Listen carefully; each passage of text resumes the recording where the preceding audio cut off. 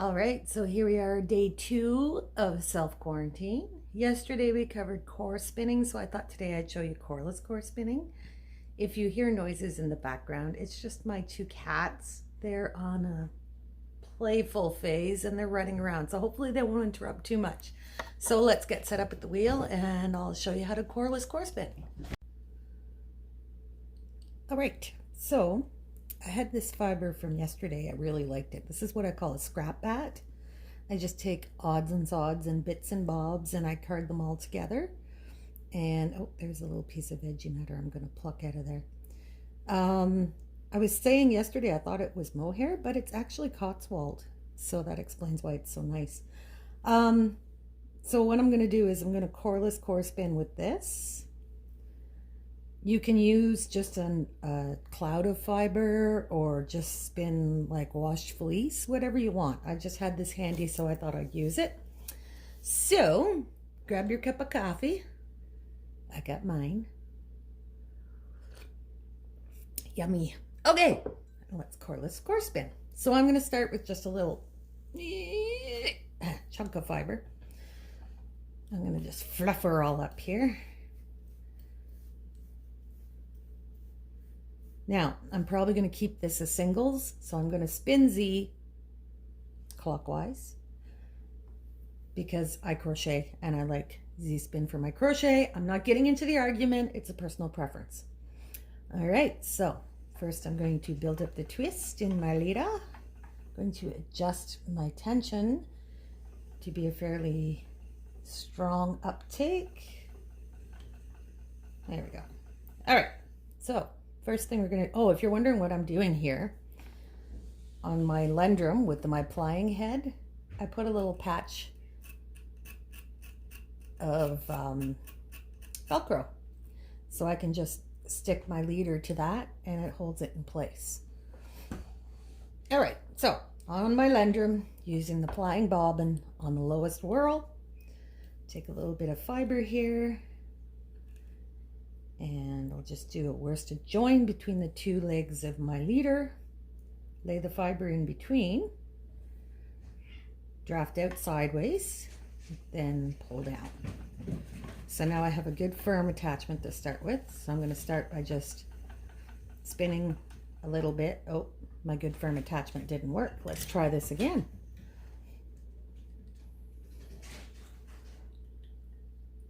See, nothing ever goes to plan.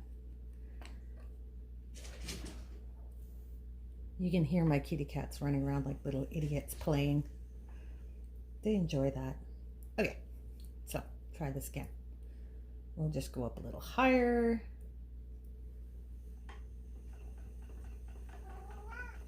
All right. There we go. Just spin a little bit to get me started. All right, now we're going to switch to coreless core spinning. So you can see I have the twist here. I'm going to split my fiber.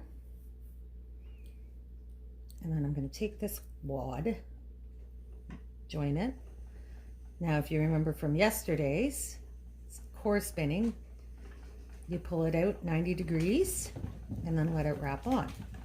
So by holding some fiber in your hand, you're first making the core and wrapping it at the same time. So then when you run out of core, just bring your fiber down, reattach. Now when you're spinning clockwise, if you want the fiber to catch quickly, go underneath. If you're spinning counterclockwise and you want the fiber to grab quickly, lay it on top. So since we're spinning clockwise, we're going to lay it under,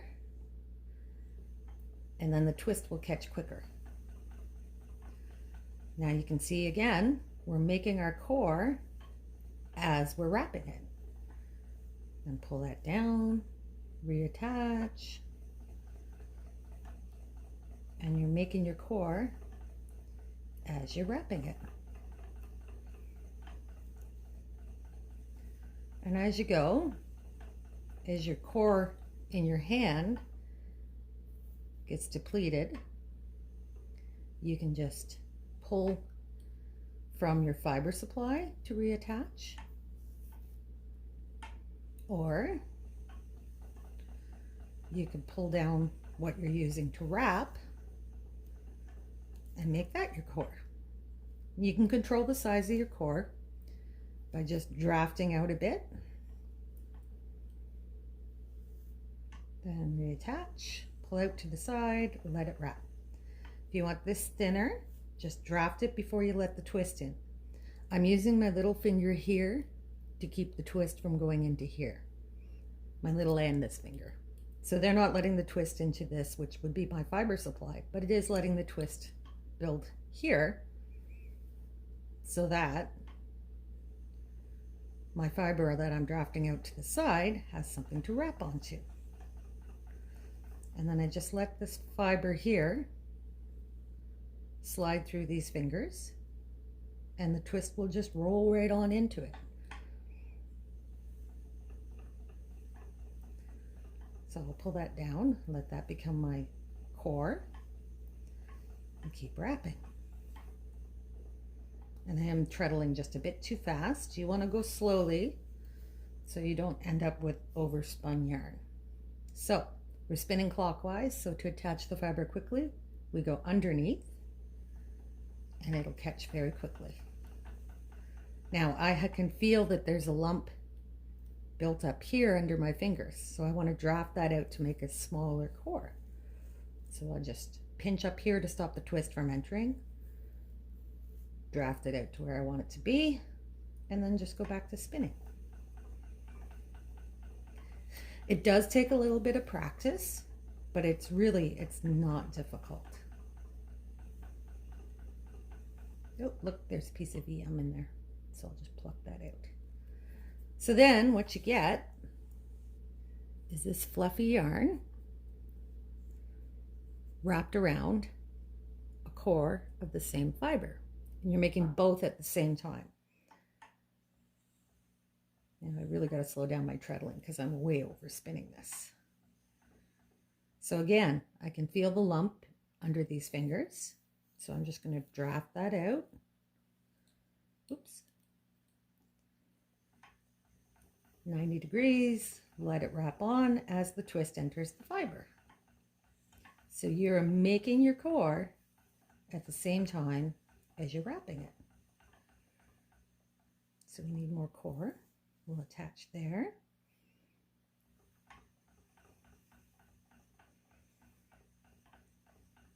So once you got the feel for that, then you can get really fancy. Just grab your whole mass of fiber, start spinning. Now you just do both things at once. Draft there, draft there, draft there, draft there, draft there, draft there, draft there, draft there. And then you can just alternate drafting your core and drafting your fiber. It's a really, once you get the hang of it, it's a really quick spin.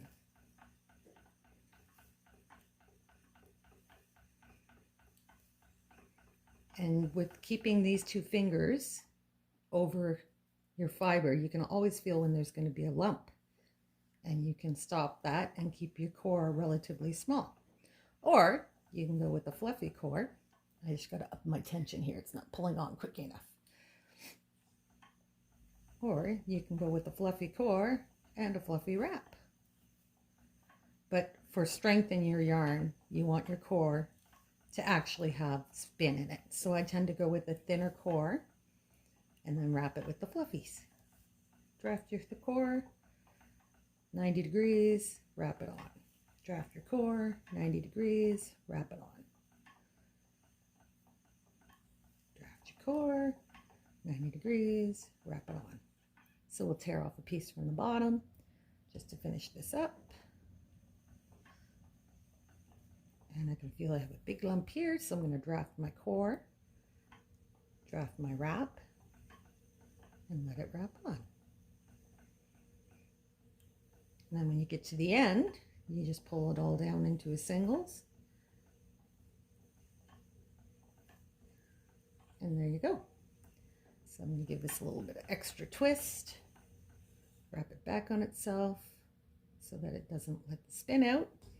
And then we're going to pull this off the wheel just so you can get a quick look at what it looks like. I'll tell you right now, I wasn't careful enough with my treadling speed.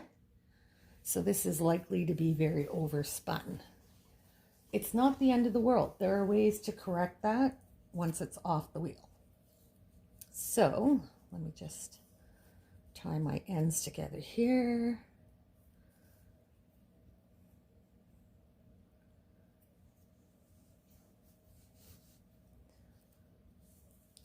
I have a niddy noddy. I just never, well, rarely use it. I use my body as my tool. I don't know why. It's just the way I am. All right, so we will knot that off. Oops. Yes, I can make a knot. Honestly, I can. There we go. All right. So let's find out. Oh, it's not as bad as I thought it was. It is slightly over twisted, but it's not too bad. So when I wash this, what I'll do is after the soak, I usually just snap it a couple of times before I hang it to dry. If it still has too much twist, then you can always run it back through the wheel and take some of the twist out. But this is Corliss corespun yarn. So what we have, I mean, you just saw me snap it. This is a strong, strong yarn made in one step. And it's got fluffies. This is not the tidiest, but I was just giving a quick demo. With practice, it could become a very even, fluffy, pretty yarn. So grab your reel and just try it.